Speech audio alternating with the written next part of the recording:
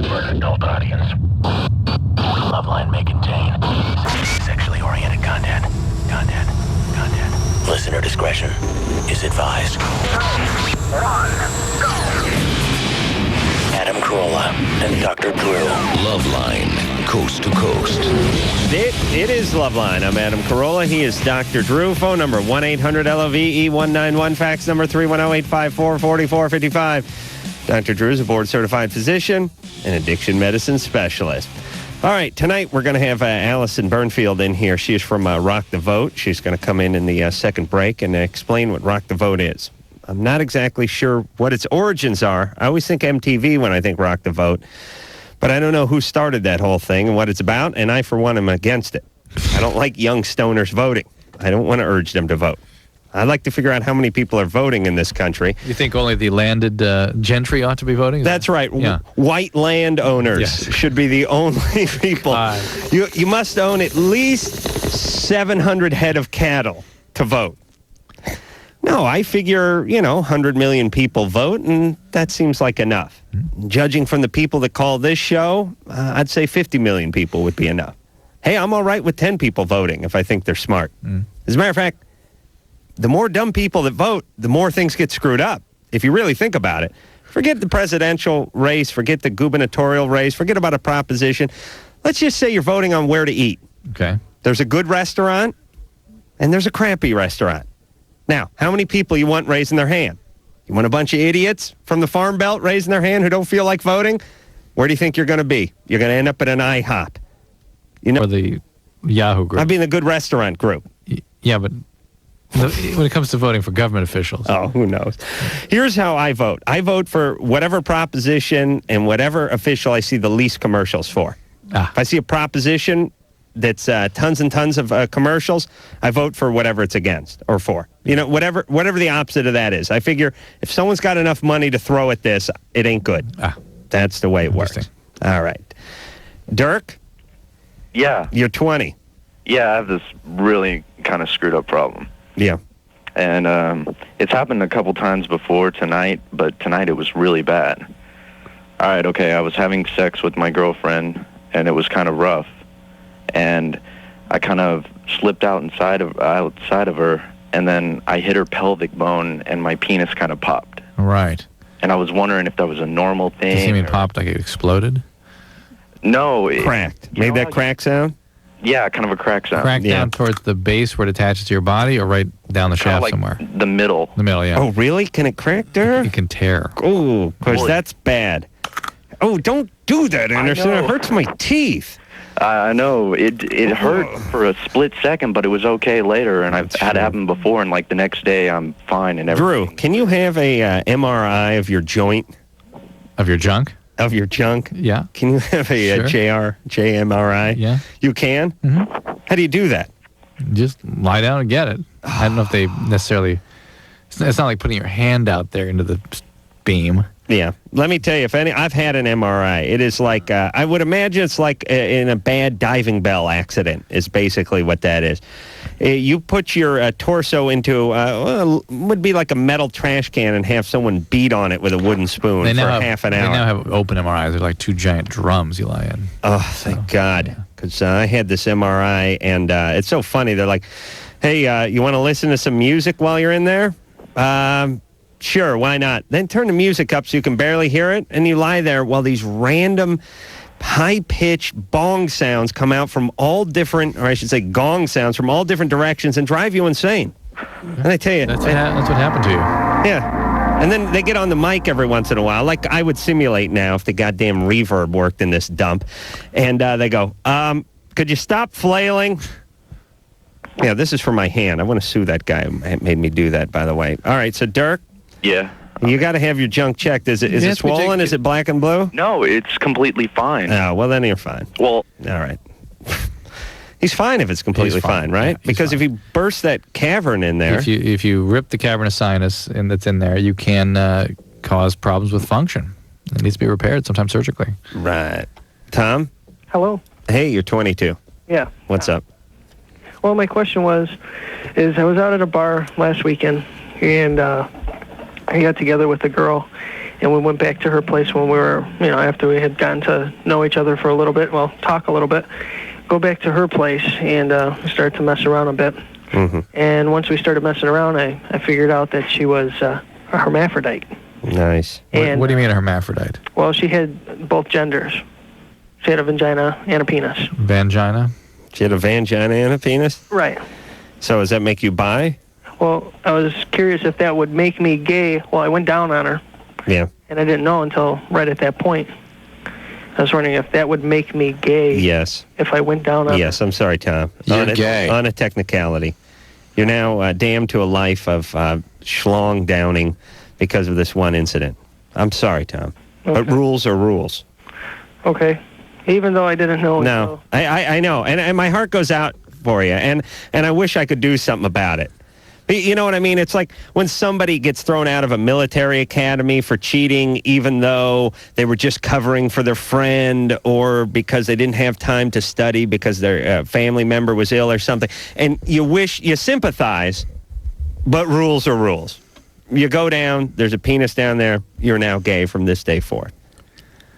You must then take the walk of shame that the gays take. Let me have a little fun with this guy. Okay. Tom? Yes. Yeah, where was the vagina? It was below the penis. Below it. Right. The penis was on the top, and the vagina was below the penis. And there were testes. There were no also. testicles, though. No testicles. No. And there was a little bit of skin there, but it didn't appear that there were any testicles. I really didn't study it. I didn't. Yeah. So could it have been somebody maybe that was like getting a sex change operation? I don't think so. And she said she was born that way. On the way down, you didn't notice anything? Well, it was like dark, and then, once I got down there, I realized that all that was there, and I was, And it was dark. Let me tell you. Hold on. You know what this is like? This is like saying, I got third-degree burns when I went down to the market to get a quart of milk. Well, what happened? Well, it was on fire when I walked in, but I didn't notice it, and then I got back to the dairy section. I couldn't get out. Really? Yeah. While you're heading up the street and the place was ablaze, you didn't want to stop at that point? You didn't notice it? You just walked through the door and then got to the back and then notice you were in there? How do you not notice that penis on the way down? You've got to get a hand down there before your mouth gets down there. I'm really having a lot of difficulty believing this. Well, are you that far out of it? Well, maybe it was because we were drinking. I don't know what it was. It was just, All right. And it happened. And so you had to hold the penis out of the way in order to get to the vagina? Well, once I realized everything that was down there, then I kind of pulled away, and I didn't continue that after that point. I see. Just how did she react to that? How did she react? Yeah. She's like, what's the matter? Like she didn't know it was there or something. And then, I see. I told her that, I wasn't comfortable with that. And she was kind of all right with that. I see. But Okay. she said that she was born that way and whatnot. And Yeah, but it was a she. yeah, it was a she. Yeah. Who wins if you have a vagina and a penis, Drew? Sometimes there's something called clitoromegaly. Yeah. And you can also have ambiguous genitalia, which are sort of hard to tell. Yeah, I think I got that. Like a female. Yeah. Everything else about her. Right. All right. Well, Tom, maybe you shouldn't go to that bar. I don't think I'll be back there. Yeah. Yeah. Listen, I'll tell you. Here's the deal. If you're you're Charlie Sheen or something, or you're in a rock band and you go to a bar and you leave with a chick that night to go home and have sex, that's understandable. But when you're a goofy dude and you go to a bar and the chick says, yeah, let's head back to your place and get it on, expect the worst. Look for a surprise. You could get rolled. There could be a penis. There could be, boyfriend waiting outside to beat your ass and take your wallet. All you goofy dudes out there who have crappy jobs and are short and fat and don't look good, and you go to a crappy bar and you talk to a chick. By the way, how much luck have you had picking up women? You should be suspicious. You talk to a girl for 10 minutes, it's like, yeah, let's go back to their place and get it on. Be very suspicious. Very suspicious at that point. Right? Absolutely. There's no free lunch sexually, right, Drew? Good advice. Thank you. Thank you very much. Amy? Hello? You're 18. Yeah. Okay. Sorry. Oh, turn that down, please. I know, we just did. Sorry. Okay. Okay.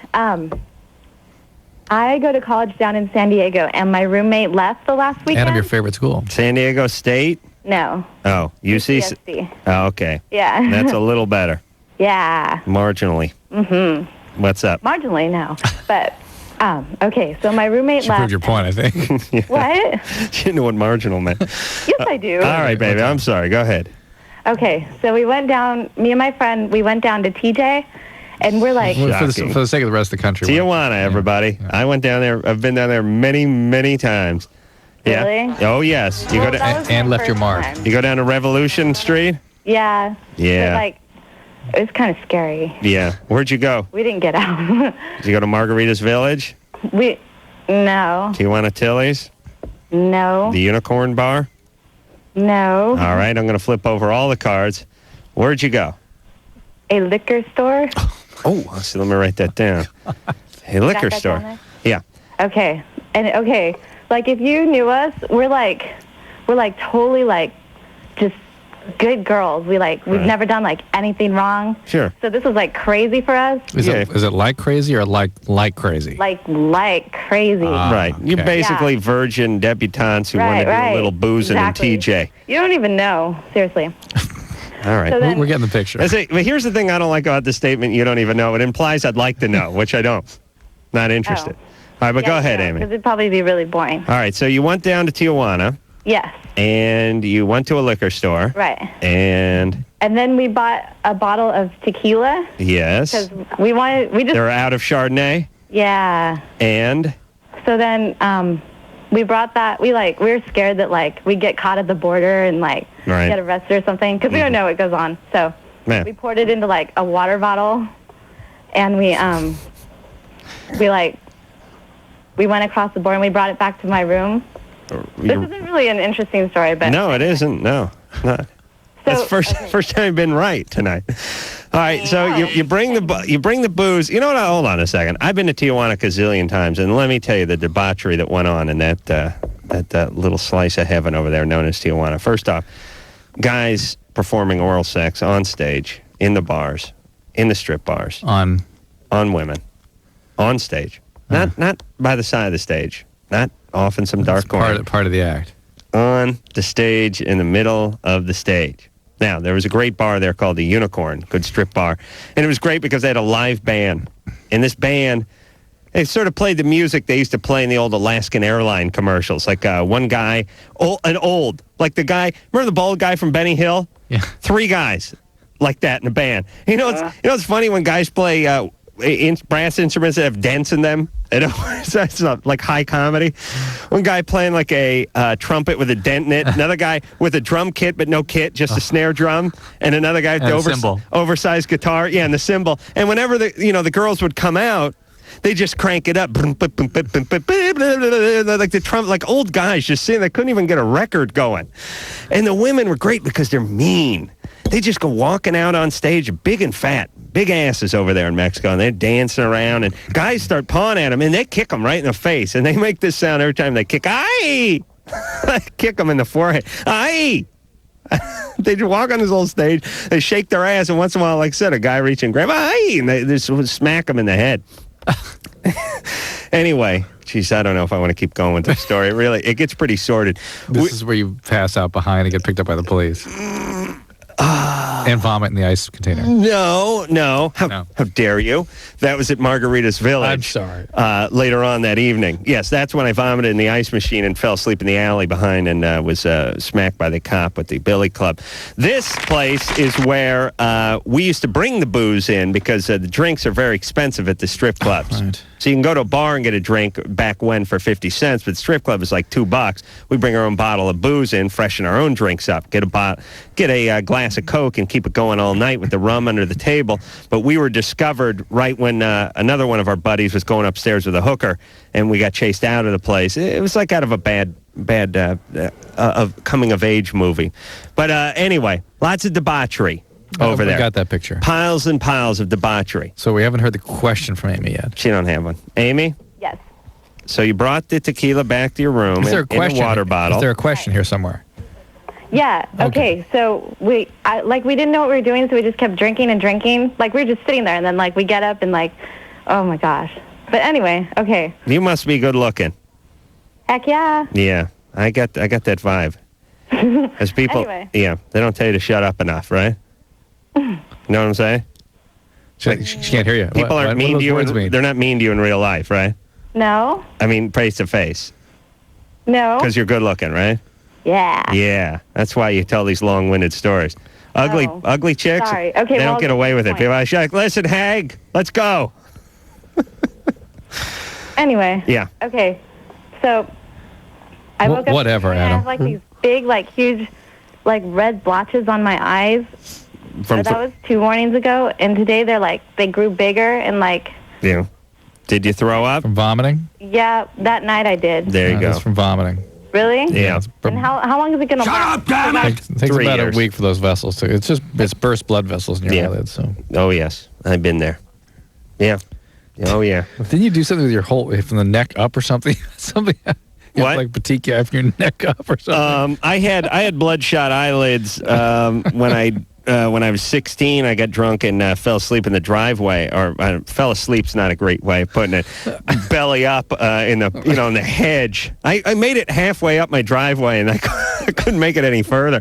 I just collapsed like my feet were hanging out of the hedge. My sister came home like 1:30 in the morning, like kicked me. Hey, Adam. I'm like, huh? Come on, you want to get up? I'm like, all right. I went to bed. You know you've had a bad night when you wake up the following morning. There's gravel stuck to your cheek from the driveway. Like you get up and you go, hey, what's this? Oh, hey, it's driveway gravel where I spent the first part of the evening. It's a very ironic night. I vomited on my friend John Tyler. He had 2 sweaters, and he lent me one, and he was wearing the other one. He had like the exact same sweater. One was blue and one was green. I vomited on the one he lent me, and then I vomited on the one he was wearing too. So I knocked out both his sweaters. And I can imagine how you guys set out that night. You're going to meet some women. Oh, yeah. Oh yeah. Oh, we were cruising. That worked out, didn't it? Yeah, it's a big night. Did you talk to anybody before you started vomiting? Oh, no. Yeah. Oh, no. Yeah. This is the pathetic history of the male. No, my buddy Chet worked at the AM/PM, and he stole a half bottle of white wine. I drank about 3/4 of the bottle and then just vomited the rest of the evening. Drew, how many times have you vomited from booze? I got a pretty weak stomach. I mean, really? Handful of times? Yeah. Oh, really? Good man. Good man. Because I vomit. I'm amazed when I talk to people. I'm like, how many times you ever vomited from booze? They're like, well, I can't remember. Maybe once, twice. I'm like, how many times you vomit? 80. And I don't even really consider myself an alcoholic. I don't even consider yourself that. But. Thank you. Star? Yeah. You're 17? Yeah. What's up? Okay.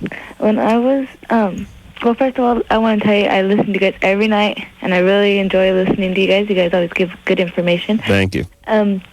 But when I was 12, I was raped, and I got pregnant. That was my first time having intercourse or whatever. Who did it? My best friend's boyfriend. How old was he? He was 17. Mm-hmm. How old was your best friend? I think she was like 16. They have a baby together. Why were you hanging out with such older folks? I don't know. Because I was new to the town. Okay. And, like, she was, like, my first friend. Mm-hmm. All right. Let's let her keep going. All right. Yeah. Okay. Well, I was 12, and I had got raped, so I was scared because I turned out pregnant. And being so young, my mom, even though I'm really against it, she made me get an abortion. Mm-hmm. And so now that I'm 17, I've been with this guy for, like, 3 years. Mm-hmm. And yeah, it's time to try again. No, we were we were trying to have a kid, but sure. It was stupid. Why? Well, it's been so many years. Why? I know. Well, Why? We were trying, but why? I don't know. We just wanted it, but I think it was because I felt like I didn't have my dad. And then, where's your dad? He lives in San Bernardino. Why did he leave? I don't know, because he was like really making my mom do drugs that she didn't want to do. So he's a drug addict too. Yeah. Did he ever physically abuse you? Yeah. Oh, me? Yeah. No, I was his favorite daughter. You saw him do things to other people? Yes, he used to beat my mom and my sister. Right. Well, thank God he liked you. It's great. Because that's what sets you up for the victimization at 12, is having such a victimizing dad and then abandoning it. How old's your boyfriend now? He's 18. Okay, way too young. Well, listen, you want to have the same kind of life your mom's had? No, that's exactly why I broke up with him yesterday. All right, good. Good deal. Yeah. Why? How about going lesbian for a few years? I was thinking about that. No, I'm playing. No. I'd like all troubled young girls to go lesbian from 13 to 25.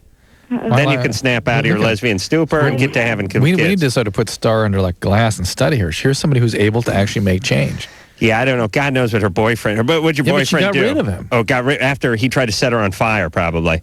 What'd he do? Nothing. He called me, collect from some girl's house.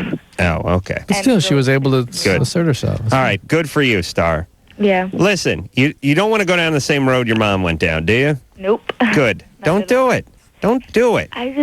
I don't know what's going on, though. I have, like, so much. Like, I'm always depressed and everything. Right, because you've had a crappy life thus far. Yeah. But you have some strength. You got some brains. Go to school. Start taking care of yourself. Do not have a kid yet. You're not ready. All right, listen, everybody. You will get pregnant. Don't worry. You will. Every ounce of success I've ever had in my life is doing the opposite of whatever my family did. That's what I've done with my life. Oh, my God, I hope they're not listening. But here's my point. I'll tell you how I treat my family. They're like a guy who bets and loses every time he bets on a team. So you just find out what they're betting on, bet Yes. the opposite. He takes the Vikings, you take the Cowboys. Uh-huh. It's easy. What's going on with the Jets? Whatever they do, you do the opposite. And that's what all you should do. All you kids whose mom was a drug addict, whose dad was beating on mom, whose poor mom was molested and raped on, you go the opposite way. Haven't you gotten enough yet? You know what I'm saying? Yep. Why do it? Why go down that road? You know better than anyone how horrible a road it is. Why does that suck you? What's so alluring about that life of crap you've led? That's who you are. You've got to cast that play. Why keep that going, everybody? I don't know. Good. I'm glad you don't. All right, you guys are all lucky because I had something I wanted to say and I can't remember what it was. But I'm sure we'll come back to when we return. No, it won't, but don't worry. There'll be more. No. All right, we'll talk a little politics and voting after this. Oh yeah! Everybody now! LoveLine will be right back. LoveLine is brought to you by LiveLine. To meet local people, discuss any topic, or just chat, call 222-CHAT. It's free to try. 222-CHAT. Welcome back. So glad you're here. LoveLine. Listen up, huh? We're back at 94.7 NRK. LoveLine is brought to you by Car Toys.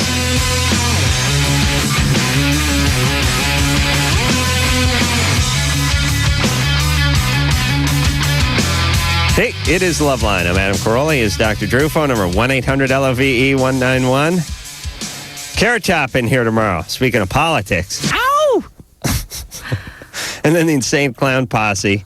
And this guy scare me. All right, so we're talking tonight to Alison Byrne Fields from Rock the Vote. Let's talk about Rock. What was the origins of Rock the Vote? Rock the Vote was started in 1990 by members of the recording industry. The atmosphere at that time was there were a lot of censorship attacks that were happening against the recording industry, and so the idea was to start an organization that could potentially mobilize young voters to address that issue. I mean, there are things like in Florida, record store employees getting busted for selling 2 Live Crew albums, and, right. and Luke Campbell getting busted for performing. So that was the idea. There was self-interest, obviously. And did MTV just sort of pick that up and run with it? Because like I was saying earlier, I always thought it was an MTV-based idea. No, we've always been independent from MTV. They're pretty much our primary media partner, but they have their own Choose or Lose campaign as well. Oh, yeah. Yeah, so you want to get younger people to vote. Yeah, and now I have to rationalize to you why. Yeah, it's going to be an uphill battle. Yeah. How many? Okay, let me just do some math though first off, because I'm curious on some of these numbers. Well, probably, but I reckon there's 65, 70 million people in the country, right?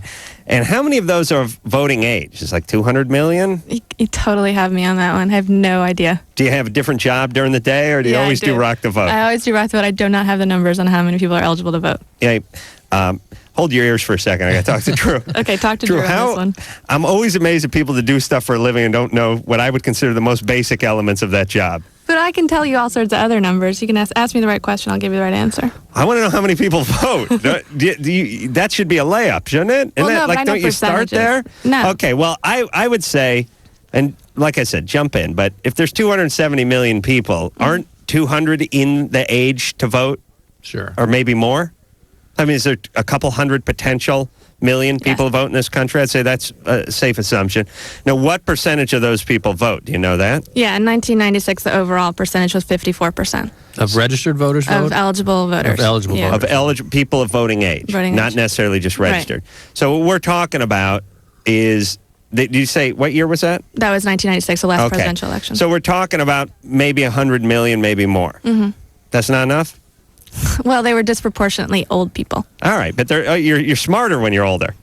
How old are you? How old am I? Yeah. I'm 30. Yeah. Pretty damn smart, All right. too. What was running through your head at 19? Not voting. Yeah, you're playing hacky sack and right. Your vote wasn't worth ass back then. Now you're smart. Right. See, that's my point. Why do we want you at 19 voting? And you're a smart one. Right. You see what I'm saying? Well, no, but I mean, the problem is that baby boomers aren't voting in particularly high numbers either. And so what's going to happen is that voting is an act that you learn from your parents.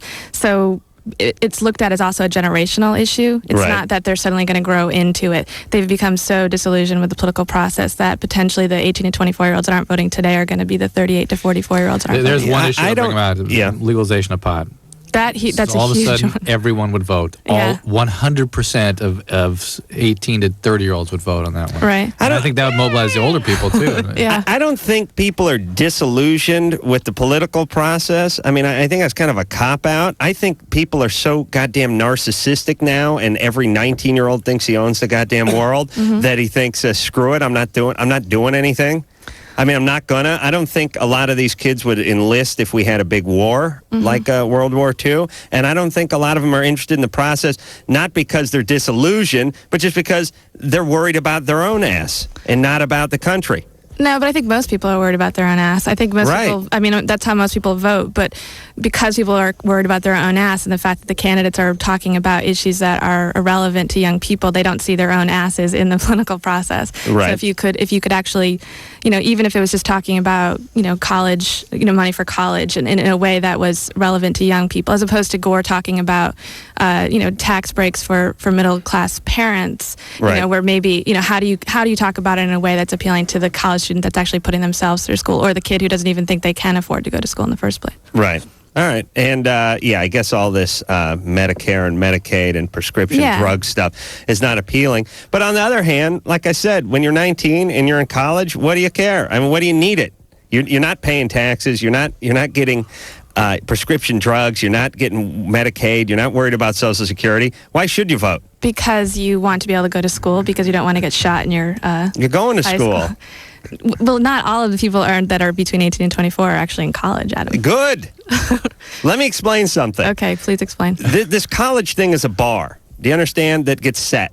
So, 50 years ago, 100 years ago, when 10% of the country went to college, those were the 10% that were able to move forward in life. If you raise that to 80%, it will all be relative. Now it'll be 80%. Now we'll have to move the bar higher, and those people have to get masters and then doctorates. You understand? I think that's happening now. It doesn't mean anything to have a 4-year degree anymore. No. So who cares? Now we got a bunch of people that say they got a 4-year degree, and they can go to work for their cousin's sofa factory back in Muncie. Okay. Fantastic. You've convinced me I'm quitting And my job. by the way, I'm perfectly fine with this. We need a certain percentage of society that are plumbers, that are electricians, that are street sweepers, that are garbage collectors. And those folks probably vote. Fine. Let them vote, and let them. I don't want them going to college, is what I'm saying. I don't want stupid people going to college. Okay. I don't want to force everyone to go to college. No. That's what I'm saying. And I don't want to force them to vote either. Okay. I would rather a very small minority vote who are very well informed than a majority of people who are sort of fuzzy on the issues. Yeah, but it's not the what is the breakdown between who votes and who doesn't vote is not that they're the well informed and the uninformed. It's the whole thing that you were talking about before, where it's the white male landowners. That's pretty much where we're heading at this point. Yeah, we're doing fine though. Oh, okay. I mean, look at these other countries. What other countries? They all suck. Oh, okay. We're doing okay. All other countries? All other countries. Yes. Oh, please take a good look at them. Look around. This is the best country in the world. Have you ever been anywhere else? I know. Well, I told you I was in Tijuana. Right. That's all I need to see. I've been to Canada. Canada's all right. Okay. I can see going to Canada. It was young voters in Mexico that changed, the end of the 70-year reign. Yeah. I mean, it did. I mean, it was young voters. Right. It'll be a paradise over there in just a few short weeks. Right. I'm sure. When are we going to get the marijuana issue dealt with? When are we going to get the marijuana? When George Soros gives some more money to do you know George Soros is? He threw money at, what's his latest thing? He's been funding all sorts of legalization, state ballot. He's the Prop 36, the treatment for drug addicts. Yeah. Oh, I thought that was the voucher guy. No, or maybe it's 39. The one that's allocating millions, hundreds of millions to treatment as opposed to penitentiary. Yeah, I'm all for that. And I'm for the school voucher thing, too. You know what I'm talking about? Yeah. Yeah, why not? Okay. All right. Anderson, what are you giving that look for? Anderson's not for it. Listen, I went to public schools. There's nothing going on over there. You might as well just let it. I'd rather let an ostrich teach my kid than send him to public school. I went there. So you might as well go to prison. See, it's housing. The vouchers will create more competition, you think? I want competition. Yeah, that's what I'm saying. These teachers they sit around. Oh, they want everyone to kiss their ass, please. I don't buy it for a second. They got a strong union. I don't like that. Let's create a little competition. Let them go to school. Let them pay for it. And let Drew over here get a tax break. He's got 3 kids. He's got little Lord Fauntleroy, little Lord Fauntleroy the second, little Lord Fauntleroy the third, all going to a private school, and he doesn't get a break. Why not? How much does it cost to send a kid to public school? Whatever it is, $5,000, $10,000 a year. You're not utilizing that. That's how much you should get off your taxes. Well, that's what the voucher thing is about. Yes. Exactly that. And all these people that do this thing where they go, oh, this tax benefit's only going to help the very top 10% of taxpayers. Good. That's who's paying all the taxes, you idiots. Of course it should help them. Please. Marie? Hello? You're 16. Yeah. What's up? Basically, I had a kind of a 2-part question. Technically, at what point are you not considered a virgin? At the point at which a penis enters your vagina at all. Well, or after you go camping. That's what happens at camping. Right, you get raped when you go camping. Well, I was asking because my half-brother, while I was sleeping, he came in my room. Well, I guess it was really his room because I was visiting. And I wouldn't call it rape, really, because he just went in for a second and then, pulled out, after a second, I guess. Sure. I did that. It's an exploratory sex. I did that with my sister, too. It's a rite of passage. What's up with that family of yours? I wish I knew. How old is he? He's 16. Well, he's 15, actually. What are you doing staying over there? Where do you normally stay? Visiting my dad. You're visiting your dad? Uh-huh. Have you been raped otherwise or before? No, not raped. But what? Sexually abused? Other stuff, yeah. Like what?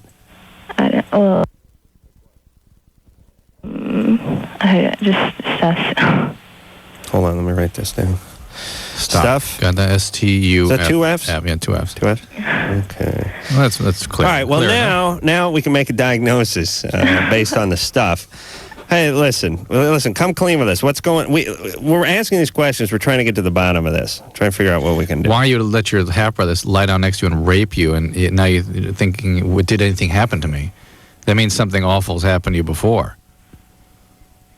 What was the stuff? Well... And who did it?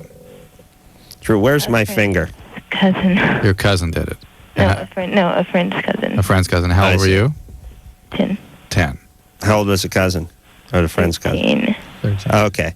So you live with your mom now, right? And my stepdad. Mm-hmm. And your stepdad. And you went back to visit your biological dad and his new wife? Yeah, she's kind of... Well, I wouldn't know she's new, but... All right. Hold on. Hang on, Murray. I'll put you on hold until the Quaaludes wear off. Well, it's not new. But no, it's kind of the stepmom, kind of the stepwife. All right. Really. Listen, I feel bad for what's going on in your life, but we're trying to do a radio show here. You have to answer our questions, and that goes for everyone. I don't care what your plight is. I don't care what's been done to you. You have to answer the questions. You have to do it in a semi-timely fashion, like today. Or early tomorrow.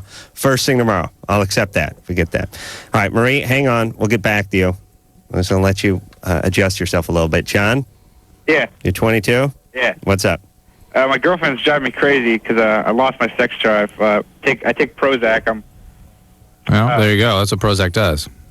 What's the best one to take besides that? To not do that? What are you taking the Prozac for? OCD. Well, unfortunately, the drugs that are powerful enough to be effective for OCD tend to have very intense reuptake inhibition of serotonin, and that's what causes this depression of libido and sex drive. And so the Prozacs and the Luvox and those drugs, which will work for OCD, will suppress the sex drive, while the Cerazone, Remeron, Wellbutrin are really different classes of medicine that won't be as good for your OCD. They're good antidepressants, and they don't suppress sex drive, but they probably won't do much for OCD. I wish I had a little of that OCD. Just a hint. There's one called... Just enough to get the gym socks off of the floor for the 8th week in a row, you know? There's Not one stepping over stuff. We used to use called clomipramine. You might talk to your doctor about that. It was a little less likely to do this kind of thing. All right. Did you It's write not as that- effective as Prozac. Write that down. Yeah, right. With one of the hairs you pulled out. Clomipramine. Clomipramine. All right. Jesus Christ. It's like half this stuff is like your trunk. Yeah, I need some clomipramine and some Regal's Abbott. Remeron. It's like, these are drunken gibberish words. They're not real words. That's true. Remeron? Who decides on that? When is that vote going on? Doesn't somebody raise their hand and go, hey, Phil, Earth to Phil, Remeron cannot be pronounced. Let's come up with something else. This is called Class X, or make another word for end it with an X. What I love is they make up the generic name. Clomipramine. They make up the generic name, and then they make up the trade name. Right. It's based on something. Yeah. Yeah. It just make it easy to understand. Please. Who are you guys trying to outsmart? I know there's a whole whole psychological thing And to it. but the psychological stuff is sort of dependent on that moment. Like there are letters that are the power letters of the moment, Z and X. Right. Everything was Z. Everything was Celebrex. Right. Paxil. Right. Celexa. Yes. Get some Lifetron. Yeah. Right. And it's like there are all these upbeat things. Now they've got stuff for women. Femheart. And they've got like Happy Fem, which is basically Prozac. I forget what it's called. It's for PMDD, premenopausal, premenstrual dysphoric disorder. Right. And it's just like Happy Fem. I forget the name. I'll have to look it up. But Yeah, it's ridiculous. like the boys at Disney came up with that exactly. one. All right, let's talk to Marie real And let's quick take a again. break. No, Let's hold bring on. her back hold after on. the break. Marie? Yes. All right, have you gotten yourself together? Yeah, I was nervous. Sorry. That's all right. Listen, so your half-brother sort of had sex with you. Right, but we're not interested in whether you're technically a virgin or not. Let's just say you are a virgin. Okay. Although, what happened with when you were 10? The cousin, yeah. Okay. What was a friend's cousin? And what happened then? Basically, like he like was smothering me while he fingered me. Basically. Nice. All right. Do you really hate men by now, by the way? It's okay if you do. I'd like it if you would. No. You don't? Oh, No. okay. Don't have any kids, please. Yeah? Not till you're 32. Not planning on it. Good. Can you get a little therapy? I don't think so. All right. You've got a family with Okay. a lot of chaos. You've been abused by a Don't get any stepbrother, therapy. abused by a I'm going to cousin. send you out a rape calendar, all right? So you can work it out. About every ninth month, you'll get raped then? Well, You want to do that? You want the rape calendar, or you want to get some therapy? You need help, Marie. I'm sorry, and I'm sorry for what the hand that life has dealt you. But now you're almost an adult, and you have to take care of yourself because your family's not going to take care of you. You're going to keep playing the victim, And you're gonna find get into people that trouble. will oblige you that. Not that these people aren't criminals and horrible people, but here's the problem: the world is full of these people, and the idea that you're going to count on them not to do anything is not a good way to do it. It's better that you work on yourself. You understand? okay, so I'm technically not a virgin. Okay. Oh, Well, just keep. man. Okay, Marie. Marie, focus on that. That's Forget what's it. important right Forget now. it. Marie. Well, I know. Marie, call back after you're raped again. All right. Well, I don't know. I guess I What? should figure out what to do about it because I'm going to have to visit him again. So. I think you should tell your dad about this guy, I think you should tell the police or the Department of Social Services. and And you should not be alone with him ever. And you need some treatment. You need some help. Can you do that? Okay. Is your dad a horrible guy? He's nice. He's nice. Do you get along with him?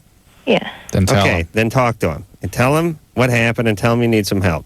You got to get some counseling. Yeah, but he also has a wife who I don't really want to. I know. Tell Well, that's him. why you tell him. Don't tell her. Okay? Okay. All right, babe. Take care of yourself. All right. Please. I'm going to a therapist tomorrow myself. Bringing your book, your biography with you? I read 3 pages tonight. So far, no pictures, by the way. Drew gave me a biography on Teddy Roosevelt. Turns out his dad was Teddy Roosevelt, too. Mm-hmm. He's a second. Mm-hmm. Learned that. And sickly child. Sickly child. Everyone was sickly. Oh, I hope my kid almost dies. Like preemie, weighs 3 ounces, almost died at birth, has all sorts of congenital problems. Because then later on in life, they'll kill a bear with their own hands. To compensate. Yeah, they go from 3 ounces and in an incubator to killing a mountain lion at 13. That's what happens. It's the ones that start off healthy I don't trust. All right, we'll take a little break. Alison Byrne Fields is here. We'll talk a little more politics, because I know that's what you kids want to hear after this. LoveLine. We'll be right back.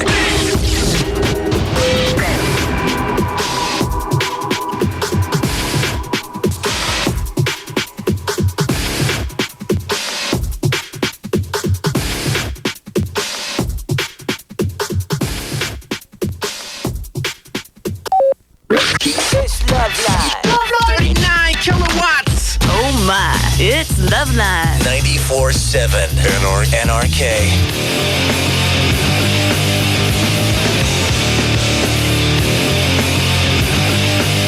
Yep, it is LoveLine. I'm Adam Carolla. That is Dr. Drew over there. Phone number 1-800-LOVE-191. Thank you.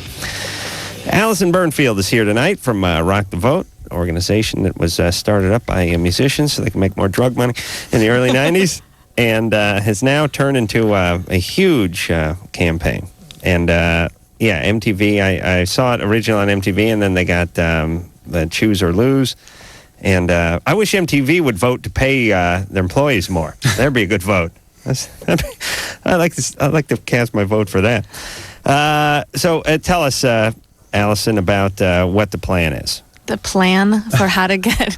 Well, I mean, if in a sense you're here to plug something in a sense, so, yeah. And here's your time to shine. Here's girl. my turn to plug. Right. Well, we're trying to do 2 things. One is to, because of the fact that when candidates are out there campaigning, they're not really talking about issues from the perspective of a young person. Right. We're trying to help young people make the connection between the issues that they care about and their capacity to affect it. More bongs and Pokemon. Yeah. Would that be something that kids are used to? That's what they're trying to get done. And then we're also trying to let them know that in terms of their numbers and the fact that the majority of them are identifying as independents, that they have the capacity to decide this election. The majority of the group that you're going after are identified as independents. We need a new party. I like that. Yeah, I was saying... I heard you're a third party fan. I am. Both are, yeah. Yeah. Yeah, it's not that I like the third party. It's that I don't like the first 2. Right. I believe they're just bought and sold, all this soft money and all this stuff. It's ridiculous. There was a survey that was done by Newsweek that says that 64% of 18 to 21-year-olds are looking for a viable third party. It's going to happen. It is. Yeah. And it's going listen, to be the marijuana party. It's going to be whoever steps up and said, we're going to... You're really stuck on that. Because I know that if somebody says, I'm going to legalize marijuana by going to the White House, they're going in the White House. Yeah. That's it. I think Be Real from Cypress Hill may win that election. Here's what I want to say. Someone said to me the other day, listen, if you don't vote for Bush or Gore, you're throwing your vote away. And I said, no, I'm not. Because first off, if I vote for either one of those guys, I'm throwing my vote away anyway, because what's one goddamn vote? And number 2, if people had done this in the last election, in the election before that, it wouldn't have been throwing their vote away. If you vote for a third party, you're not throwing your vote away. You're giving that third party momentum. You're building a foundation. And in a few short years, it'll be time to vote again. And instead of 12%, it will be 22% or whatever the figures are. So you're not throwing your vote away. You're part of a building process. Mm-hmm. Absolutely. Yeah, particularly those folks that are in states where like a state like California, where most likely it will go to Gore just because of the strong base of Democrats. Folks can make, the vote for Nader and help him in 4 years from now get the federal matching funds. All they have to do is get 5% of the vote, and in 4 years from now, they will get money from the federal government to run their campaigns, and they'll be able to be, more on level ground. Yeah, I don't think they're any good either, but what I want is competition. That's what I want. And to me, Democrats, Republicans, Republicans are all becoming, they're meeting in the center, and they're all becoming one big sort of washed out mishmash of a party. I want some ass kicking in there. I want a nice atheist who's got a degree in psychology and sociology to come in there and just straighten this damn planet out. We can do it. Just do what makes sense. That's all. This whole drug war, it's an easy answer to all this. All the stuff that isn't working. Easy answers, everybody. Please. Getting $10 billion from this company and $1 billion from that company. You think that doesn't? Of course. What are these companies in the business of? Hold on a second. I'm mad. You know what companies do? You know what they do? They make money. That's what they do. And they don't throw away money. And sometimes they invest money. They give away money so they can make more money later on. They buy a fleet of vans that cost them a couple $1 million. But don't worry. They're going to get that money back over the next few years. They give money to a candidate. They lose a little, but don't worry, they'll be getting it back. And if they didn't give it back, they wouldn't give it. And it wouldn't have gone on for all these years. And obviously, this is what they do. It's so transparent. I don't understand it. It's like Psychology 101 or Business 101. We'll take a little break. We'll be back.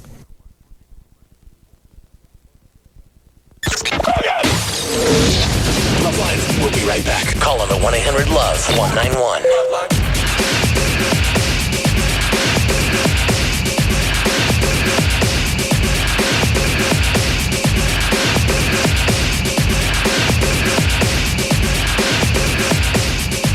There have never been so many new Toyota cars introduced in one new model year. From the new luxurious 2001 Avalon.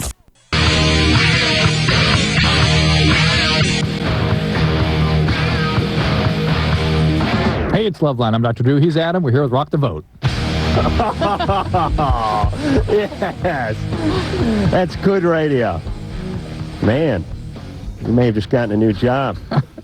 I may bump your duties up to 20%. What do you think? You think he's ready, Ed? You were ready for me to miss that beat, too. You're like, I have so much difficulty squeezing that in every night that I'm sort of, well, I'm happy for the show, but I'm sad in a way that it worked out, because it really makes me seem even worse than I actually am. Alison Byrne Fields is here tonight from Rock the Vote, talking a little bit of politics, and also Carrot Top in here tomorrow night, and the Insane Clown Posse on Wednesday night. All right, so Alison, what, I don't know. Why do we have to register to vote? We didn't always have to register to vote. It was something that was created as an obstacle to voting. It seems like it. Yeah. It seems like one more hurdle. No, it's definitely, and it's, I mean, the deadlines for most states, were the first week in October, and now I'm getting all these panicked emails from people, across the United States who are like, I didn't register, what do I do? The people that are for registration, what is their argument? Because it seems to me that if you went and you presented your driver's license or whatever proper identification you needed to do with, your home address on it, you went to the voting, what the hell they call it? Polls. The poll that was designated for your area, that it could be pretty easy to take care of. Why do we have to have that extra step, and what do they say about it? They're going to have computer voting soon, right? Yeah, well, in California right now, they actually have, for like 21 days. Yeah, it's one of those like touch screen things. Yeah, it looks great. Yeah. Well, what is their argument for registration? Well, I mean, they bring up issues like fraud and privacy, and it makes people very nervous, and so we continue to support it. But, I mean, in North Dakota, there's no registration, and there are 4 states that have same-day registration. Minnesota, Wyoming, Wisconsin, and... Your favorite state. Yeah, Minnesota. I can't think of the last one. New Hampshire. But it's one of the it's why Jesse Ventura was elected. It's one of the reasons why Jesse... Thank God. Thank God. Yeah, he's a genius. No, but you got... television, The Man Show. Oh, yes, he's a big fan of The Man Show. He's a genius, that Jesse Ventura. But why not... So in California, it's like 3 or 4 weeks. Yeah, the deadline was back in October 10th. Yeah. Right.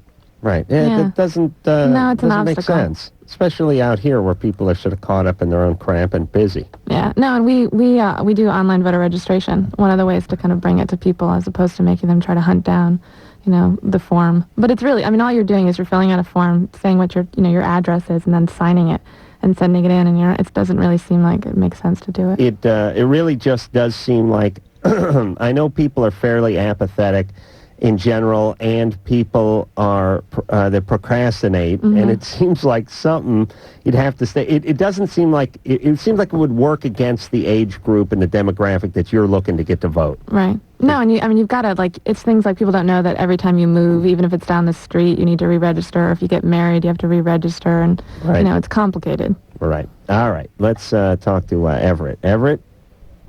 Yeah. Hey, how's it going? Hey, you're 25. Isn't that when the marijuana He plant? wants to legalize pot. Yeah. Good. Smoke a lot of weed, Everett? No, I've actually been sober for about 3.5 years. Oh, really? congratulations. All right, it's not working. Yeah, man, I love your show. I listen whenever I can. Thank you.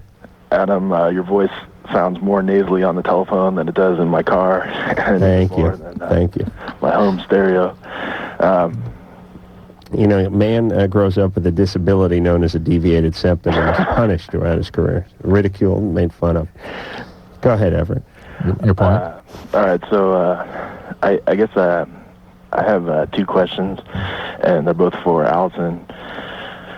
I'm 25. I never voted. I live in California. I haven't registered. I'm wondering what's the direct effect on my life for me not voting. You know what I'm saying? Like, For all of your kind not voting. exactly. Yeah. What You don't feel the crunch now, but eventually when your folks kick you out of the house, it may have some effect. When you start working and paying taxes and things like that, you No, but feel the crunch. I work, I pay taxes. I don't even care. I don't watch the news. All right. But what is it going to do for me? All right. Well, Allison, you convince someone like Everett. And we have but this is the majority of our callers and listeners, by the way. Right. Why should these people vote? Well, not voting. You've given up the one thing that candidates and politicians actually listen to, which is a vote. You have just handed over the decisions that you want to make about your life to somebody else that is probably not like you, that doesn't care about the things that you care about. You've just given it up. That's all. I'm trying to think of something that potentially will matter to you. If they raise the drinking age to 20, how old are you? 23. 25. It's 25. But you listen. They'd like to see the price of Yoo-Hoo come down. Right. I believe. You listen to these candidates speak, and I'm sure that it sounds like they're speaking to Martians. These folks. Yeah. And it's not clear that they're ever going to change and address issues that are realistic. Well, I think I think what's going to mobilize these people if another party goes directly after issues that grows out of a groundswell of concern of theirs, and just go at it. I think that things are going to change when the World War II generation dies. That's nice. Yeah, that's a nice thought. Yeah. Because they're the ones that are voting. So if you listen to the second debate, it was like you would think that everybody in this country was 65 and older. Yeah. Right. So. But I really think that that party is going to modify these guys. Modify. We're going to mobilize these guys. No, definitely. Listen, I don't share your disdain for the folks that saved us from World War II. I think those people are heroes. They're fine people. I really do, and I think they should get whatever they want. They really do. No, they're fine people, and they show up at the polls, so people should listen to them, but they don't make up the same numbers that young people do. No, but obviously, whoever the candidate is, he's going to speak to whoever's voting. Yeah, it makes sense. Your point. Yeah, strategists are out there saying you have the goal of getting into office. Who are you going to reach out to? You're going to reach out to the people that vote. Why would you bother spending time talking to a bunch of people who sit on their butt? Right. It's just, it makes sense. Dave? Yeah. You're 22? Yeah. What's up? First of all, I want to say that dude, hermaphrodite guy. Yeah. That guy has always been gay, always will be gay, and he just needed someone to confirm it. Which guy? The hermaphrodite guy? Yeah. Okay. Right, thanks, Dave. Okay, my question is... Wait, you got a bird over there? Yeah. Listen, if I get elected, I outlaw birds as pets. I hate these birds. Oh, my God. Here's what a bird's good for. First of all, all a bird does is crap and make noise. That's it. It's like with a battery that never wears out. Just cramps and make noise. And then, once in a blue moon, you try to get out of its cage, putting your hand in there, it tries to take your finger off. There was this bird. Let me tell you a quick bird story. When I worked at this boxing gym, they had a big macaw. Oh. Macaw's like a parrot, but it's blue and it's yellow and red. it's bigger and it's meaner. And birds are generally mean, by the way. They're not friendly animals. They don't like to cuddle, birds don't. They like one person, that's their owner, and they don't even like them. Everyone else gets bitten. This macaw would get down off, the guy would let the macaw run around the gym. I would get into the boxing ring and work with somebody. I had a plastic stopwatch, digital stopwatch that I used to use to time the rounds and time whatever it is I was doing with whatever student I was working with. I would set it on top of the turnbuckle in one of the corners, one of those padded corners, okay? Start to think. The macaw would walk over from its cage, walk all the way across the gym, and it would come to the ring that we were in. It would then get itself onto the canvas on top of the ring. It was about 2 feet off the ground. And it was really funny because the macaw could make its way all the way up to the top row, the top rope of the rings around the rope. It couldn't do it in the corner, but if it got right to the center, they sagged just enough. It would reach up with its beak and would grab the little vinyl sleeve that went around the rope, and it would pull itself up, and it would keep doing it consecutively until it got to the top rung. Then it would walk around the thing until it got to where my stopwatch was. It would put its beak in the middle of my stopwatch where the glass was and crush it.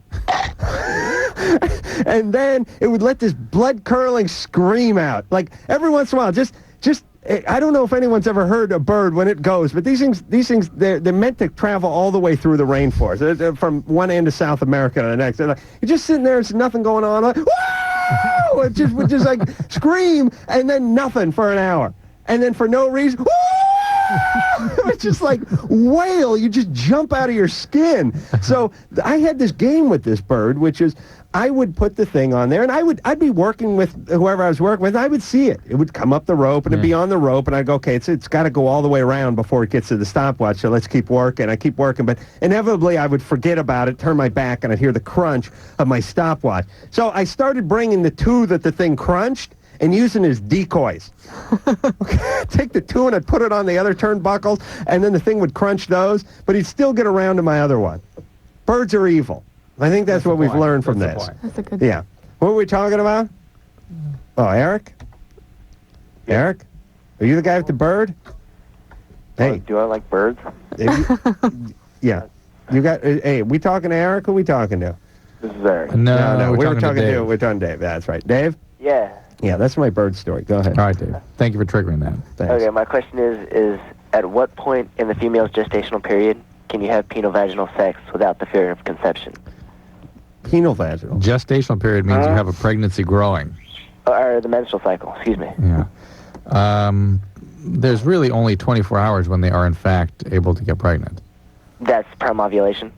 That's 1 day after ovulation. Right. After ovulating. Yeah. Right. And, Why? but although you can get her pregnant you can have sex within 3 days of that and still get her pregnant. Okay, because like a long time ago, like in the 70s or something, there was a thing where the couples went into the thing and they calculated her period and they could figure out the days that they could have sex without the fear of getting her pregnant. Yeah. I'm just wondering what that is all about. That's the timing method, and it's very unreliable. Oh, okay. Hey, what's that bird's name?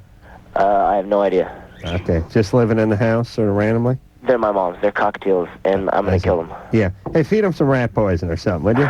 Okay. So the point is, how can you tell when that woman is ovulated, Dave? Say again? How can you tell when that 1 day has occurred, when she's ovulated? I don't know. How can you do that? Well, you really can't. That's our point. You can't. Oh, okay. Smiling. All right, easy now, Dave.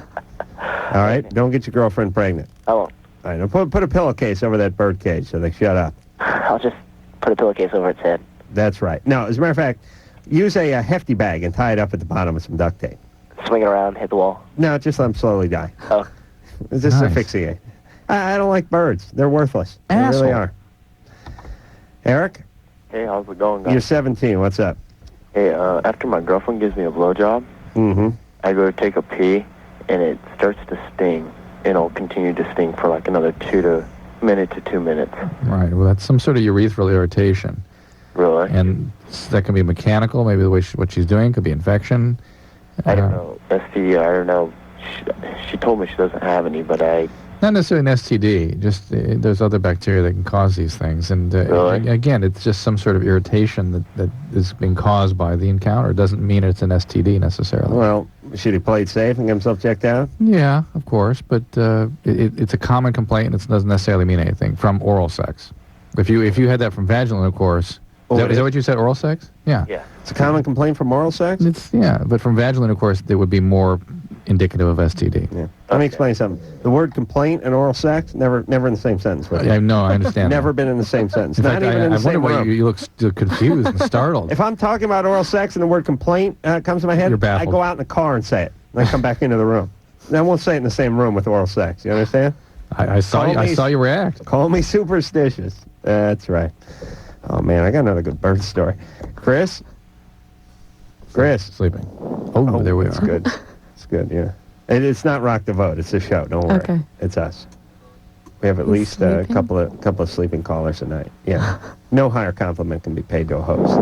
Look at that. 30% of the callers sleeping. Jesus Christ. Guys really snore. It's great. Is this person giving you a dirty phone call? No, He's trying. She's sleeping. His uncle. It's a he. Guys don't snore. Girls don't snore like that. It's a thin heat. Most of our callers give a good... deep-throated kind of really good comedies breathing. Fat people hear it on the way in. Skinny people's on the way out. Fat people's the way in. And the skinny guys the way out. So Chris is skinny. So when he wakes up, we'll find out what his body weight is. Body type. You want to guess on Chris's weight? Here's the deal. We could all guess on it, and you know what? He wouldn't know it. 120. Really? Small guy. 147. Let's get some money in here. Buck says 120. Chris? No, he's asleep.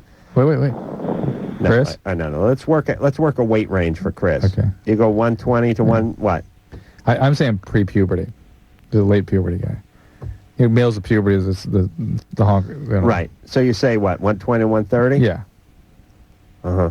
Allison, you want to take? What do you take? 147. 147? Yes. You don't want to range? 147 or 150. You're very cocky. I'm very cocky. She's playing the odds. Yeah. All right. Where you going? I'll go between one. Christ, that's tough because that 140 to. Well, you can't have 17 pounds. I'll give you 10 pounds. 147 to 157. No, 147, 150. Oh, you just taking that 3 pounds? Very small range. She's very cocky. I'm very cocky. I'll go 150 to 160. There you go. Is that right? Yeah, is it one of those things like Price is Right if you go over, you're out? No. Okay. I don't believe that. Okay. I don't like that rule. Just whoever's closest wins. Let's see who's there. No, he's not there. Hey, Chris? Damn it, how much do you weigh? All right, let's put him back on hold. We can check in. It's always fun. It's always fun to hear him snoring anyway. You really have to be secure as a host to keep checking back with someone who's snoring during your show. There it is. All right, let's talk to Valerie. Valerie? Hi. Hey, Perky. She's not asleep. You're 29. What's up? I had a question about an incident that happened a couple years ago. My husband was performing oral sex on me. It was a long time, but I kind of went into like this weird state where I lost control of my hands. They like went in a really strange... They cramped up?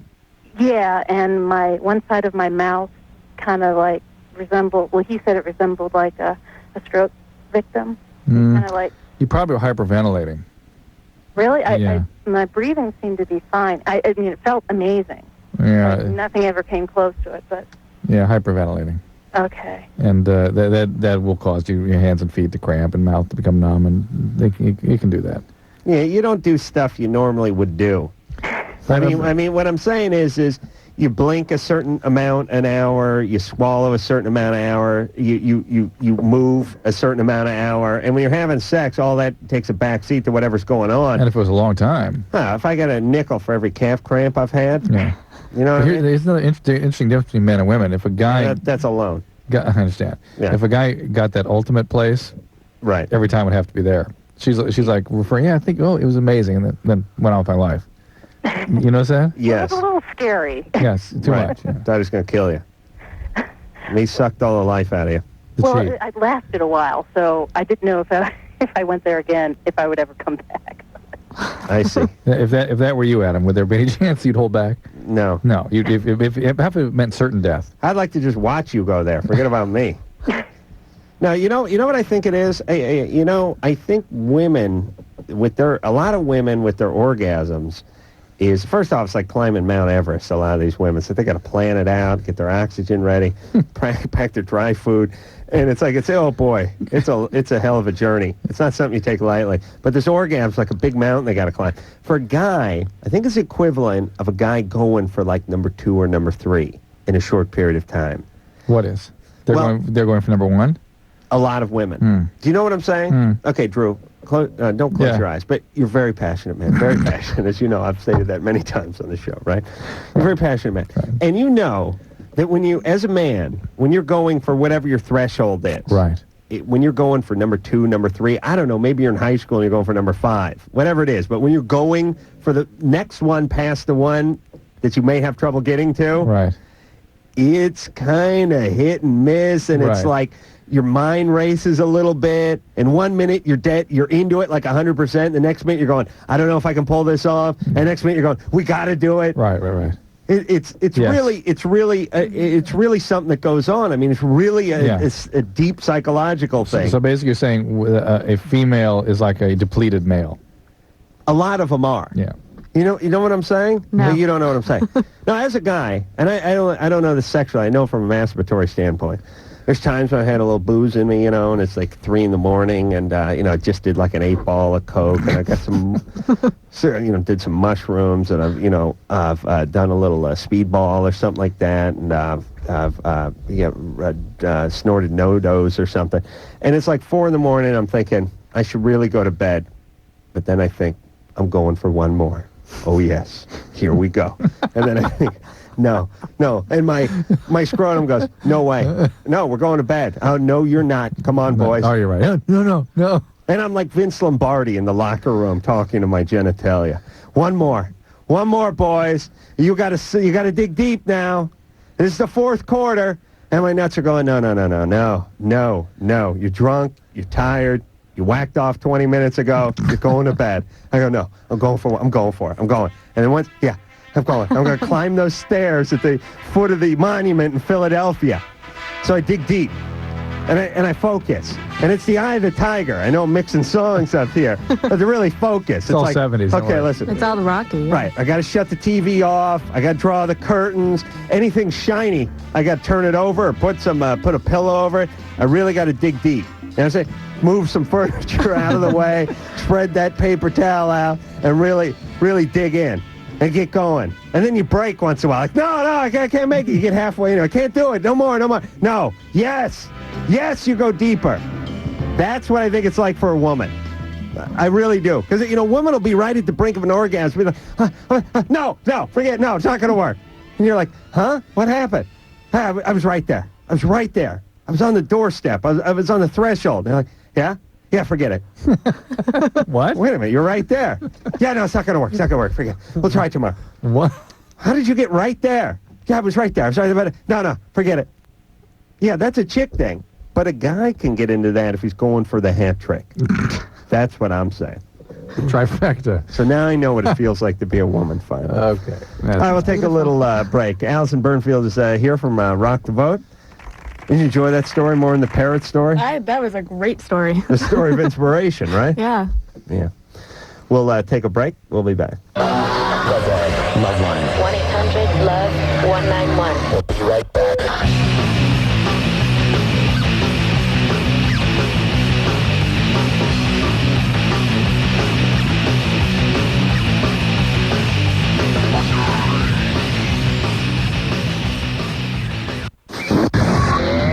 LoveLine. 94.7 NRK.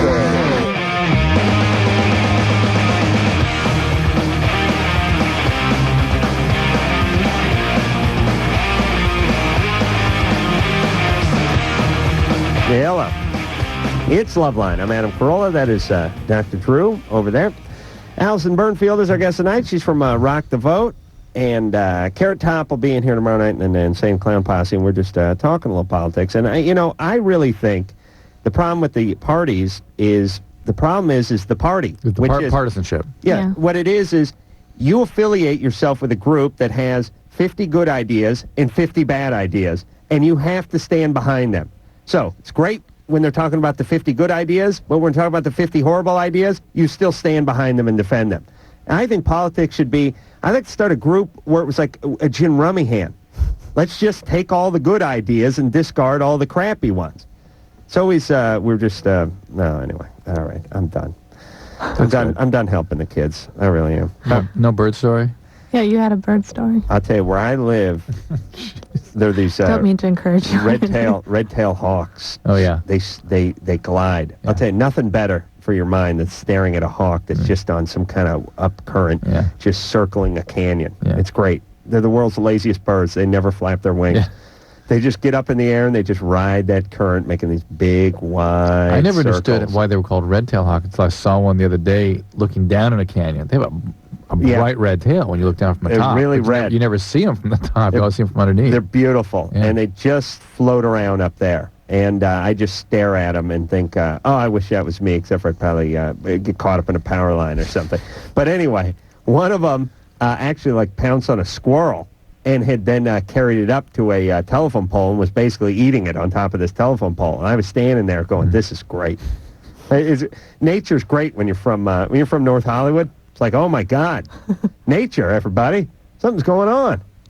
That's not some bum that's eating his own vomit. That's a bird. Eating a squirrel. Eating a squirrel. This is great. Did you do the thing where they drop it to kill it and then pick it up again? I may have caught it after the drop. Yeah. The squirrel didn't seem, happy. Seemed like it was trying to get away and stuff, but there was that big hawk up there. Oh, that's a good-looking bird. That's why I know why I was looking at that hawk and I was saying, no wonder everyone names their sports team after that bird. And not so many squirrels. You know what I mean? These are, they're great. Just gliding around. Again. Oh, Christy. Oh, wheezing now.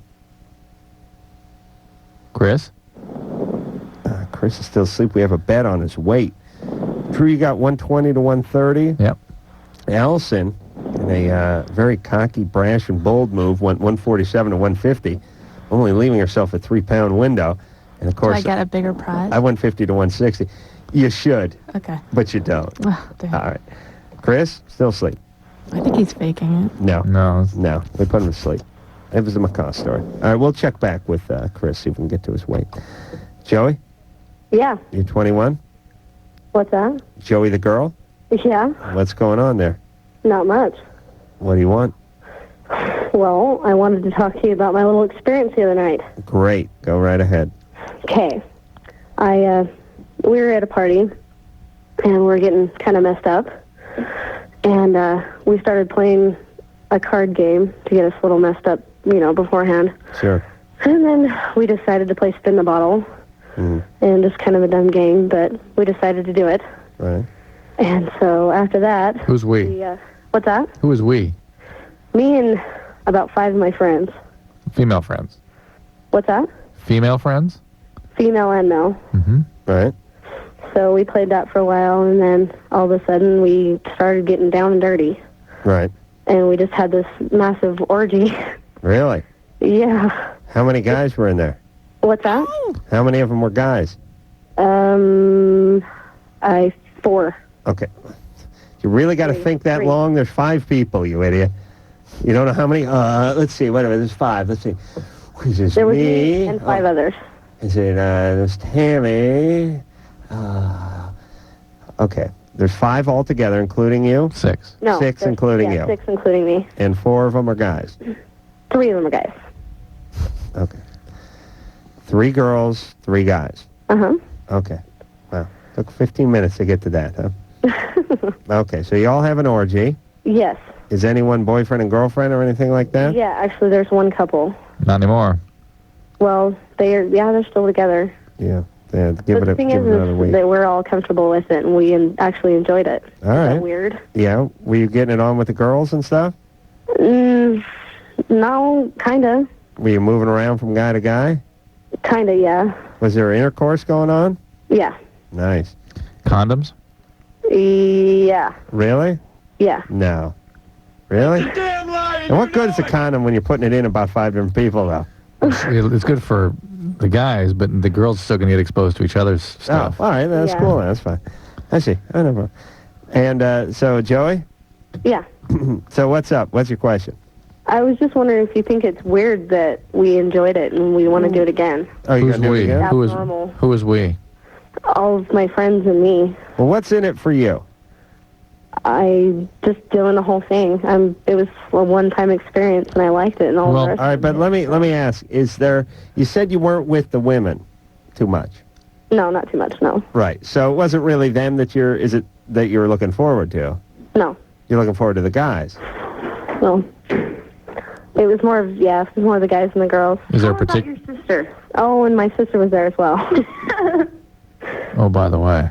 But nothing went on with me and my sister. That's just not nice. Yeah, but that's bizarre. Yeah. Who was that? Is that your sister? That was my sister. And your sister was one of the girls in there?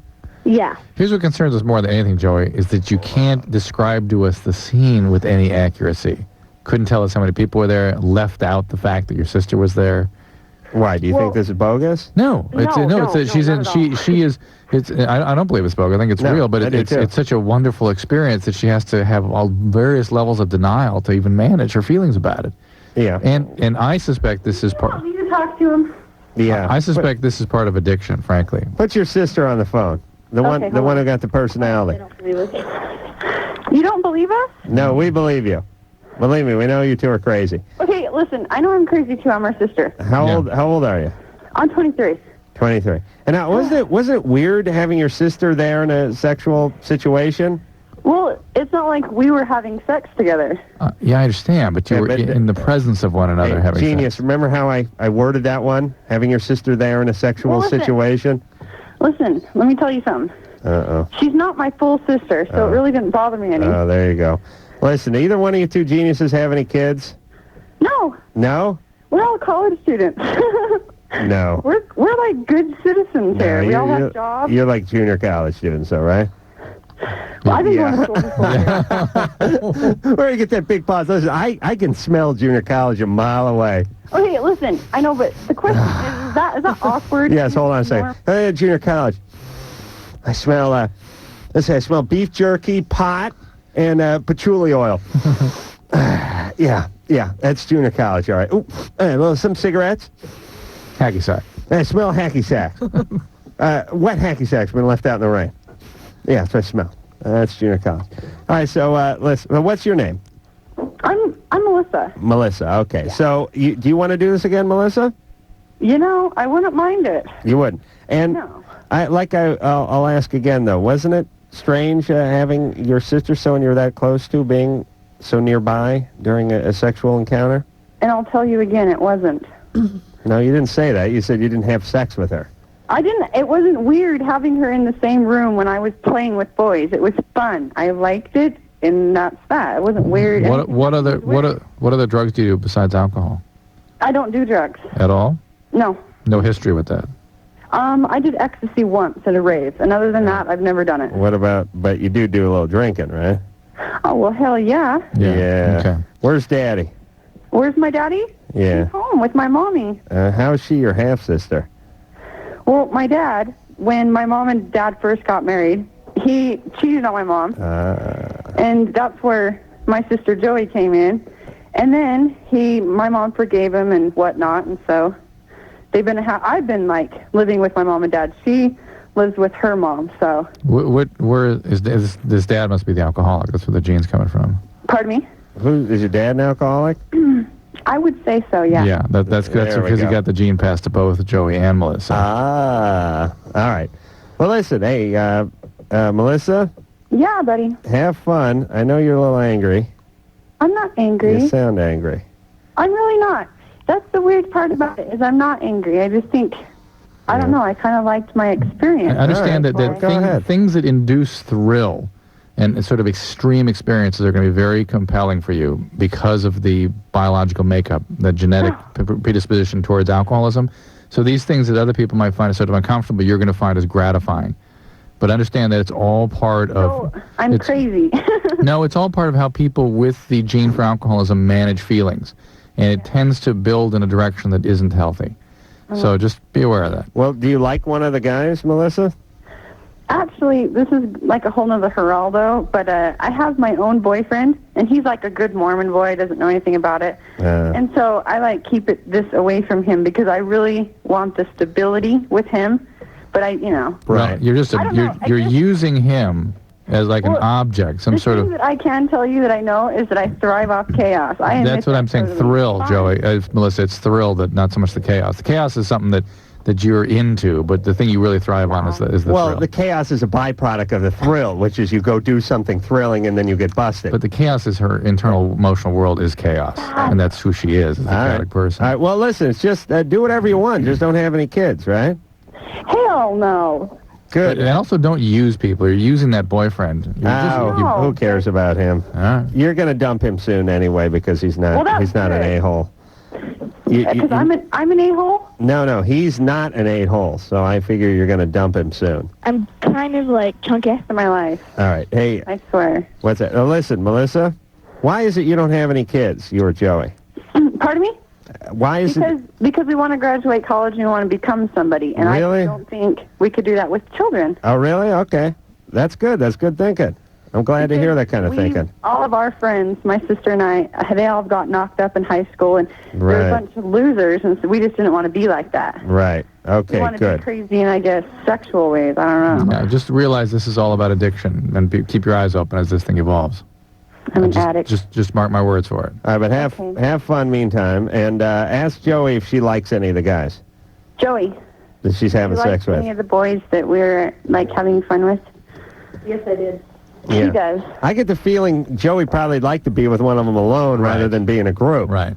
Yeah, well, she had her time to be alone with them, so Yeah. it worked out well for her. All right. Have fun at that reunion. Hey, yeah, easy on the booze, baby. It's going to take over soon. All right? I will. All right. Hey, you guys are awesome. All right, listen, thank you. And have fun in junior college. Tell them I said hi over there.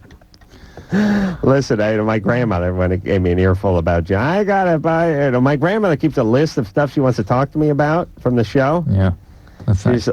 It's great. Yeah, my grandma keeps a list of stuff she disagrees with me about, and then when I go to lunch with her, she's like, she goes over the list. Junior college. I went to junior college. I'm like, yeah, I know. Ooh. Your mother, yep, that's right. Your mother went to junior college. And your father, he went to Santa Monica. That's right. And how old are you? We were in our 40s. My entire family graduated from college. Average age college graduation. 52? How dare you? 48. Oh, beg your pardon. Junior college, please. All right, we'll take ourselves a little break. We'll be back with more of the show after this. Back in a minute.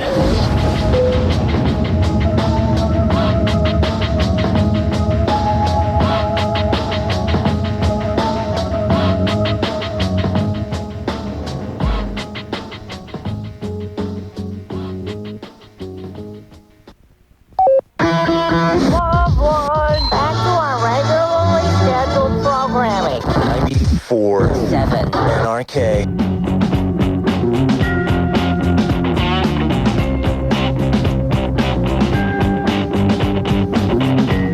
Hey, it's LoveLine. There we go. Hey, I found I'm going to be on that Men Are From Mars, Women Are From Venus show tomorrow. The Sybil Shepherd show. Your show airs tomorrow? My show airs tomorrow. You already did it? I did it, yes. When did you do it? A few weeks ago. Uh-huh. It's a good show. It's What time does it air? Syndicated show, right? Yeah, syndicated show. So check your local listings, yeah. This is the Sybil Shepherd show. But you know what? It's a show. It's a show that you and I have talked about for a long time, which is basically politically incorrect about relationships. Mm-hmm. I mean, it works. That was our show. I know.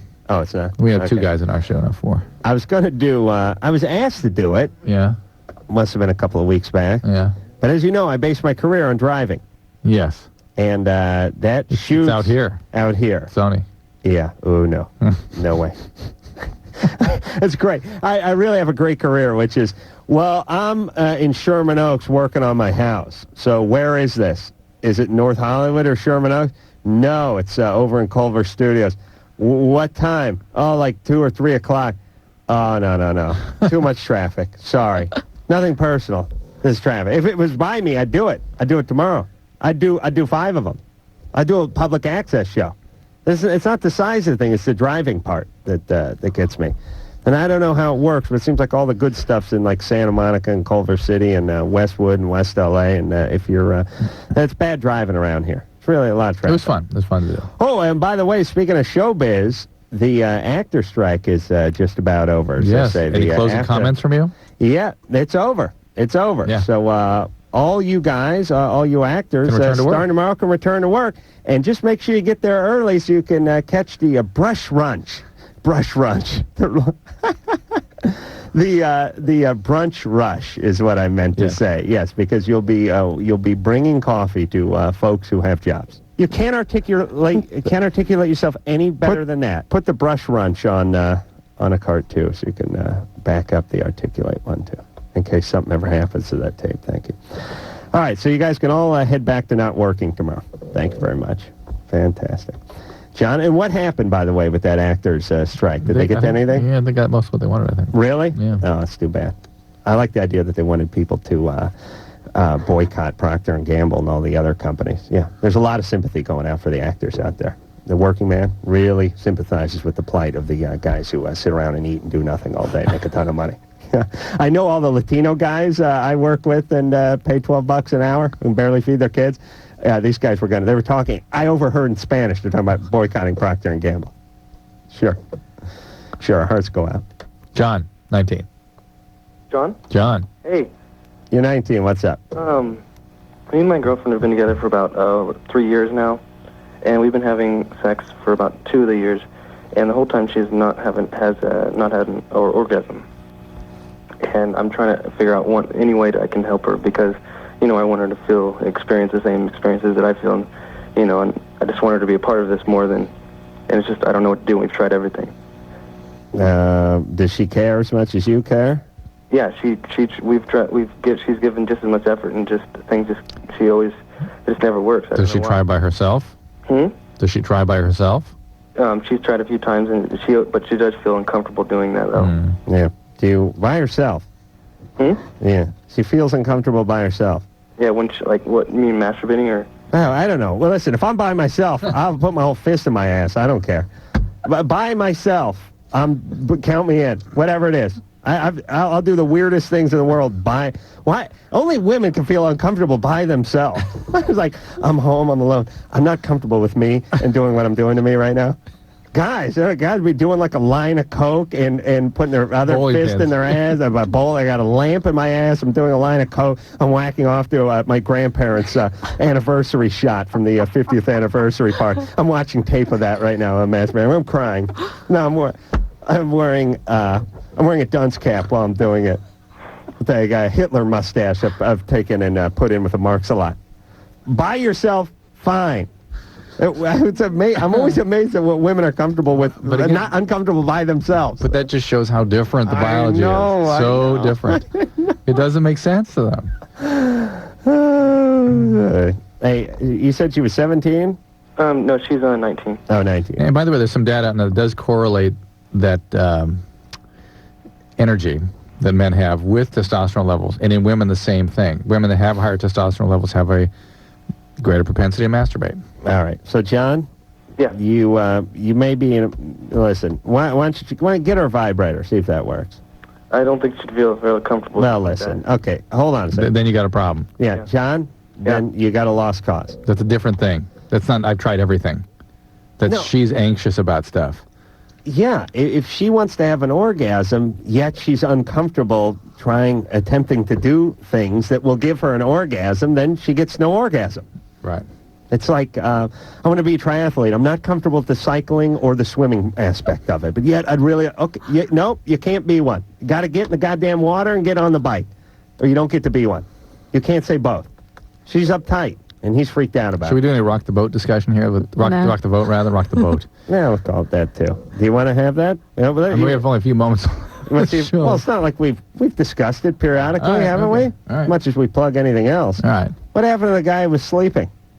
Here. Did he fall off? No, still there? He's lost weight since we Chris? Oh, yeah. Still sawing logs, that mother. Chris. Oh, it's important for us to find out how much you weigh. I know. Thinks his uncle is touching his 5-year-old sister. And he's sleeping through this? Yeah. I have disdain for people who sleep well because I don't. I get angry with them. I wish I could. You know what I like? I like the guys who snore and then claim they don't snore. Like my partner, Jimmy Kimmel. He does some fairly world class snoring. He's so tiny and svelte. I can't understand. Yeah, the more hair and the more gut you got, the more snoring you do. And he does some serious snoring, you know. And when we travel, sometimes, well, you just stay in the same room. We'll stay in the sime. I go, geez, I don't know, Jimmy, you snore. I do not. I'm like, yeah, hey, you're right. I thought I could pull one over on you. I always go, why would I bring it up? Why would I say it? Plus, you know what that guy did? He whacked off in a bathtub once, and I was standing in it. So, the honeymoon's over. He didn't jack off into the tub while he was standing in it. He vacated the tub just after having done that and allowed his partner to walk in there and shower. We were staying at a motel in Seattle for the Final Four. K-Rock, the mother station here, had put us up over there. And K-Rock being K-Rock, by the way. You travel with K-Rock, you fly Tower Air, and they put you up in a motel that is 70 miles out of Seattle, where the kind where you get woken up at night because a car pulls in and the headlights shine through your window. Oh, Jesus, are they cheap over there? Oh, my God, are they cheap. But anyway, I don't know why Kevin and Bean put up with that, but here's my point. We're bunking up in the same dump way in the outskirts of Seattle. The tub is clogged. He gets in the shower. Then he's done with the shower. Then I get in the shower. I'm standing in the water up to my knee, and he says, be careful, I whacked off in there.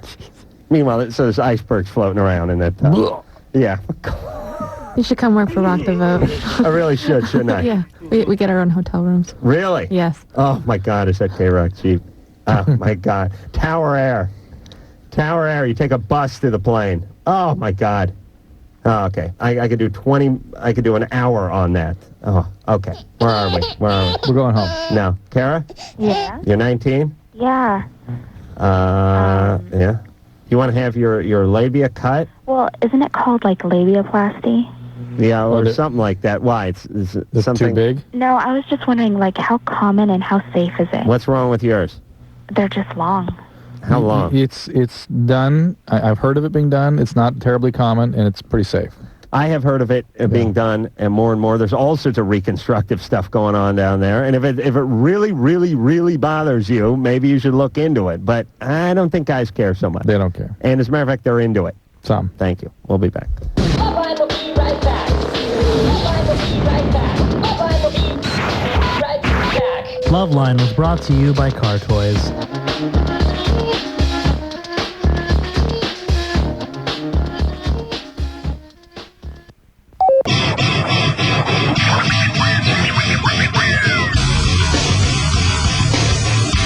Is LoveLine. I'm Adam Carolla. That is Dr. over there, and that is the show. Again, Carrot Top coming in here tomorrow night, and the Insane Clown Posse is coming in the next night. I want to thank Alison Byrne Fields for coming in here from Rock the Vote. What can they people do? Can they log on to some kind of Rock the Vote www thing or something? Yeah, it's too late to register to vote, but those folks who are registered and they're not going to be in town when to vote, a lot of this is applicable to a lot of college students. They can still apply for an absentee ballot on our website, which is... Yes. I'm sorry, I was going to say we are in probably a lot of cities where, states where you still could register to vote. Most states, the deadlines have passed, but they can check out, you can register to vote on our website. You can apply for an absentee ballot. You should check it out at www.rockthevote.org or .com. Yeah, I don't want to give any problems, but weren't you saying there was a handful of states or cities? A handful of states. North Dakota, you don't have to register. Wisconsin, Wyoming, Minnesota, and New Hampshire, you can do same-day registration. And the other ones probably if we passed. Yeah, we've passed. All right. Well, another 4 years, everybody. So, until next time, this is Adam Carolla for Dr. Drew saying mahalo. Aye! Bye! This has been LoveLine. The opinions expressed on this show are not necessarily those of the staff, management, sponsors, or this station. The producer for LoveLine is Ann Wilkins Ingle. LoveLine is a presentation of Westwood One Entertainment.